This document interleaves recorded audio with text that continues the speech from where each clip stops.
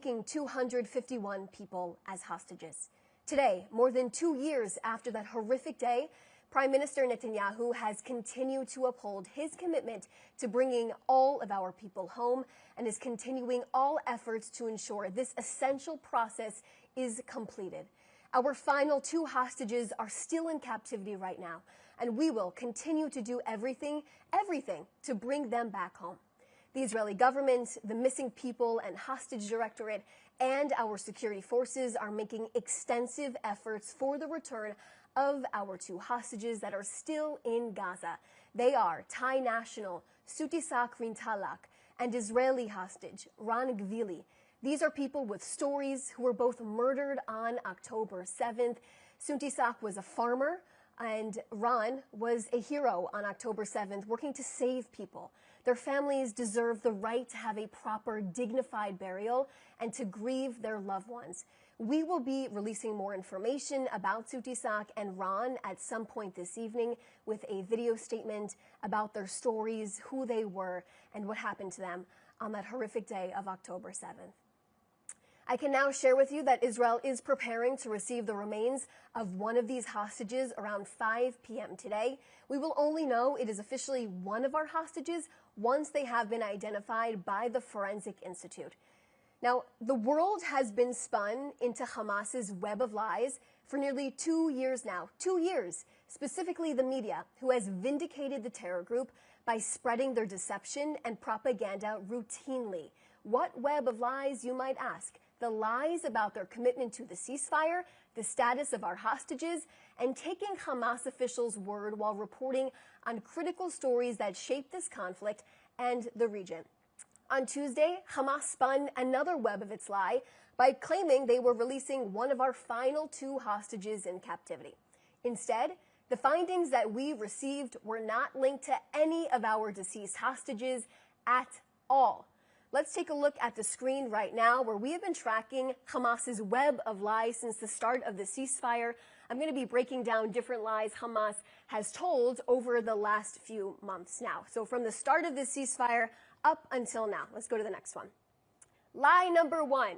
Hamas publicly said they were committed to the ceasefire more than 51 days ago now.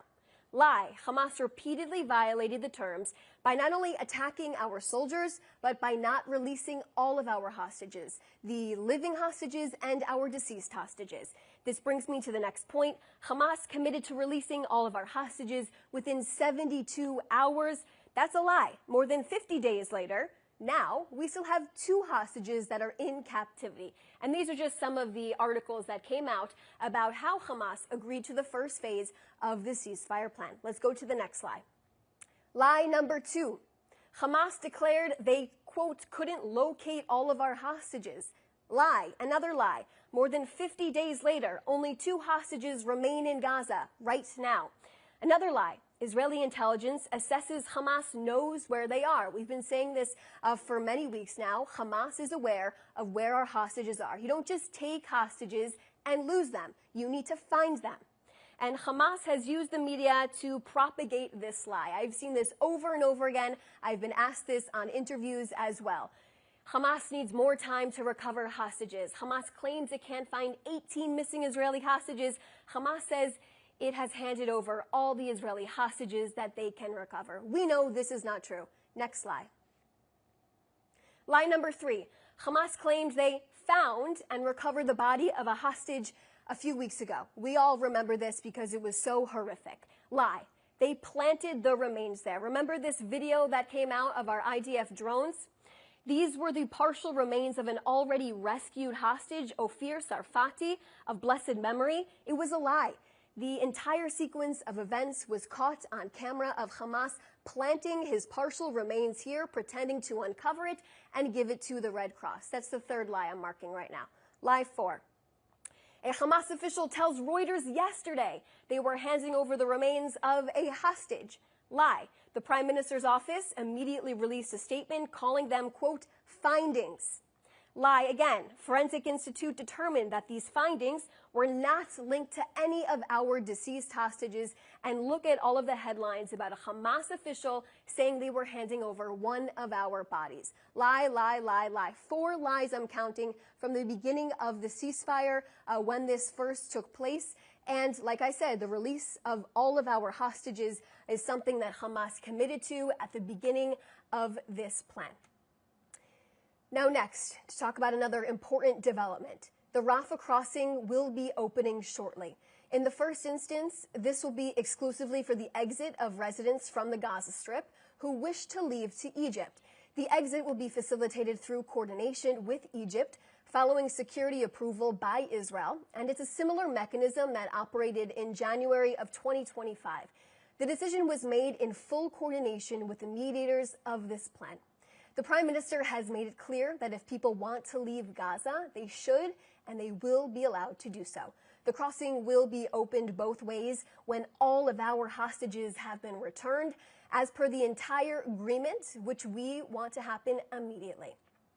Now, on the latest regional developments. Prime Minister Netanyahu visited our wounded reserve soldiers, our heroic soldiers, at Sheba Medical Center this week. These soldiers were part of an operation to apprehend suspects from the Jama Islamiyah terrorist organization in southern Syria, who have advanced terror attacks against Israeli civilians. Now, during the operation, armed terrorists opened fire on our troops, who then acted in self-defense. The Prime Minister praised the soldiers for their actions in battle and wished them a full recovery. He conveyed that Israel is determined to defend our communities on all borders, to prevent terrorists and hostile actions to take place against us, the importance of protecting our Druze allies, and ensuring that the state of Israel is safe from attacks. Prime Minister Netanyahu made it clear that we expect Syria to demilitarize the area from Damascus to the current buffer zone area. He said Israel holds this buffer area to ensure the security of the citizens of Israel, while also sharing optimism that it is possible to reach an agreement with Syria, but we will stand by our principles in all circumstances. Now next on Lebanon. Prime Minister Netanyahu instructed the acting director of the National Security Council to send a representative on his behalf to a meeting with government and economic officials in Lebanon. I can confirm to you that the Prime Minister met with U.S. envoy Morgan Ortagus on Tuesday before this meeting. Today's meeting in Lebanon is an initial attempt to establish a basis for relationship and economic cooperation between Israel and Lebanon. This is a historic development. Be in no doubt that this direct meeting between Israel and Lebanon took place as a result of Prime Minister Netanyahu's efforts to change the face of the Middle East. As the Prime Minister has said, there are unique opportunities to create peace with our neighbors. The Prime Minister must not be allowed to be diverted from this work. Yes, this is the first step to paving a path with Lebanon, and it's clear that Lebanese recognize the economic challenges they are facing. But Israel has not only a strong economy, but has maintained its resilience during 2 years of war. The shekel has never been so strong, and our economy is scheduled to grow dramatically. Prime Minister Netanyahu has been focused on progressing peace and confronting our mutual enemies that work to destabilize this region. As the Prime Minister has laid out, sitting in court multiple times a week will only limit Israel's potential. I'll now take a few questions.